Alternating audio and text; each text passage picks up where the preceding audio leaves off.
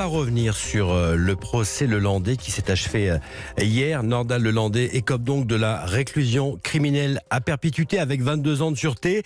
C'était la peine maximale encourue. Gladys Lafitte, vous avez suivi ce procès pour Europe 1. 6h30 de délibération et c'est donc une page qui se tourne. Hein. Oui, attendu d'abord par les proches et les soutiens de la famille de Maëlys. Ils étaient près de 70 hier dans la salle d'audience. Ils se sont pris dans les bras longuement, en silence, à l'énoncé du verdict. Leurs avocats aussi étaient émus, car cette peine de prison à vie, c'était ce que voulait la famille de Maëlys. Écoutez Jennifer De Arrojo, sa maman. La perpétuité, c'est ce qu'on a pris, nous, en n'ayant plus Maëlys. Maëlys, elle a mis un dangereux criminel en prison. Il fera plus jamais de mal à personne. C'était mon objectif et je voulais lui rendre hommage. Elle nous a été avec nous pendant tout ce procès. Elle nous a donné la force jusqu'au bout. Et voilà, on a été digne et fort pour elle. Elle nous a donné sa force. Je suis fière d'être sa maman et de la maman de ma fille qui est extraordinaire aussi, Colline. Une sanction conforme donc aux réquisitions de l'avocat général qui avait qualifié Nordal Lelandais de danger social considérable. Il a aussi été condamné à un suivi socio-judiciaire et à une injonction de soins. Il est maintenant inscrit au fichier des auteurs d'infractions sexuelles. L'ex-maître chien a semblé accepter ce verdict d'un hochement de tête. Son avocat a d'ores et déjà annoncé qu'il ne fera pas appel de sa condamnation. Gladys Lafitte du service police-justice d'Europe 1. Merci d'être avec nous en studio, maître Fabien Rajon. Bonjour, merci à vous de m'inviter. Vous êtes l'avocat de la maman de la petite Maëlys. Vous disiez hier que cette affaire, c'était le combat d'une vie. Pourquoi ? Pour plein de raisons. C'est vrai que je me suis très lié à cette famille que j'ai suivie, que j'ai accompagnée, que j'ai aidée, que j'ai soutenue pendant 4 ans et demi.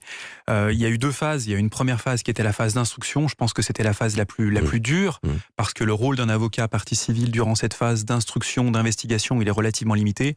Et puis ensuite, il y a eu cette phase de combat où je suis rentré dans l'arène des assises, et où j'ai beaucoup donné, mais j'ai aussi beaucoup reçu, tant reçu de cette famille. Maître Rajon, il y a plusieurs moments forts, bien sûr, dans ce procès, notamment lorsque la petite Colline, qui est la grande sœur de Maëlys, a interpellé Lelandais à la barre. Hein. Oui, c'est un moment fort qu'on avait préparé ensemble. Et d'ailleurs, la préparation a été un moment fort aussi pour Colline et moi, parce que j'ai vu que Colline, qui était une adolescente un petit peu introvertie, se révélait au fur et à mesure qu'on avançait vers ses assises. Et puis, il y a eu ce moment fatidique où, effectivement, elle s'est tournée vers Nordal Lelandais, elle lui a posé directement des questions, et où elle a soutenu le regard de l'accusé.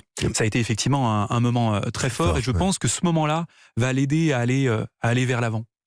Il y a des questions néanmoins, maître, qui restent sans réponse. Le mobile sexuel qui n'a pu être finalement prouvé. Ce qui s'est réellement passé cette nuit dans la voiture, on ne saura jamais. Tout ça, seul Nordal Lelandais le sait, effectivement. Alors, sur le mobile sexuel, on avait une conviction. Objectivement, quand on avait accès au dossier, quand on travaillait le dossier, quand on écoutait les experts, quand on regardait les consultations de sites pédopornographiques par Nordal Lelandais, on avait une conviction sur l'évidence du fait qu'il s'agissait effectivement d'un meurtre et d'un enlèvement avec un mobile de nature sexuelle. Mais sur les sévices réellement subis par la malheureuse petite Maëlys, suppliciée par Nordal Lelandais, effectivement, on manquait de preuves. Mais pourquoi on manquait de preuves ? Tout simplement parce que Nordal Lelandais avait fait le choix de déjouer le travail des enquêteurs. Est-ce que finalement, vous dites, les aveux de Nordal Lelandais restent finalement assez peu convaincants ? Absolument. En fait, l'expression de Nordal Lelandais durant les 4 ans et demi de procédure, c'était tout et son contraire. C'était totalement incohérent et surtout, c'était absolument pas convaincant. Et puis, il y a eu son expression lors de ces 3 semaines d'assises, où là, effectivement, on avait l'impression que tout cela était préparé, théâtralisé, téléguidé, mais qu'il n'y avait aucune espèce de sincérité. Et j'irais même plus loin.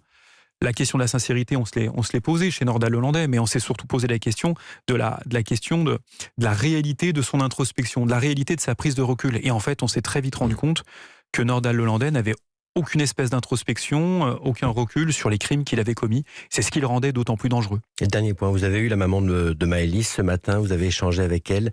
Le jour d'après, j'ai envie de te dire, elle est dans quel état ? Alors on a longuement échangé hier soir. On a passé un très bon moment avec la famille de Maëlys, avec Joachim et Jennifer. On a échangé un petit peu ce matin. Moi, j'ai toujours cette inquiétude, et c'est le sens de ce que j'ai pu dire en sortant de la salle d'assises. C'est que un procès d'assises tel que celui-ci, c'est beaucoup de tension, c'est une pression qui d'une certaine manière les portait aussi, et ils vont nécessairement revenir à une forme d'anonymat.